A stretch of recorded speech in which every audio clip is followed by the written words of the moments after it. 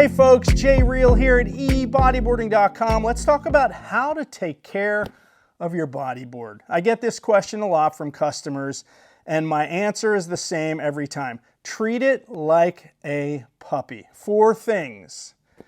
Don't drop it, don't drag it, don't leave it in a hot car, do not leave it in the sun. Let's talk about each one of those. First of all, dropping it, pretty obvious. If you drop it repeatedly, even lightly on the tail or the nose, eventually what's going to happen is this layer of foam right here, the tail bumper, is going to compress to the point where it's going to get right back to the slick, and the corners of the slick are going to start peeling up. That's the beginning of the end of your board. Drag it, well, that speaks for itself. I see kids sometimes at the beach, they'll have a cooler on the board, they'll be dragging it across the parking lot. Do not do that. It's not good for your board. The most important thing are the last 2 though, and that's involving exposure to heat. Bodyboards do not like heat or direct sunlight, and here's why. They're made with heat lamination, so that basically the foams are melted together in the manufacturing process. So if you reintroduce heat to a bodyboard, it's going to weaken those bonds. There's tiny little air pockets in the foam, and if they heat up, they will expand and you will get a bubble on your bodyboard. And it does not take long, particularly with dark colored boards. They heat up super fast and can bubble.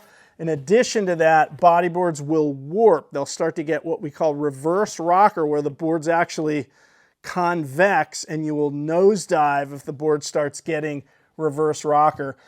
And that only takes a few minutes on a hot day for that to start happening. So you definitely want to limit exposure to heat. I recommend to my customers when they're going down to the beach and they're going to spend the day at the beach, bring a cheap umbrella, keep the board in the shade if they're not in the water. That is really key to keeping the board intact. Additionally, I get asked, is a board bag, is that going to work if I keep it in a bag? No, it is not. The board will still get hot inside of a bag. And while that's marginally better than just in direct sunlight, it is not a solution. You need to keep the board cool, because once it starts heating up, things start to go bad. So those are the key things. In addition to that, I recommend rinsing with fresh water after you use it. If you have that option, there's a shower at the beach, or you keep a jug of water in the car. Obviously, keep the board nice and clean. And if you can store it laying flat like this, or maybe up on the rail or on the nose, that's better than storing it on the tail, because again, you don't want too much weight on either end of the board when you're storing it. So if you do those things and you're not surfing 15 to 20 foot death waves, you could get your board to last a very long time.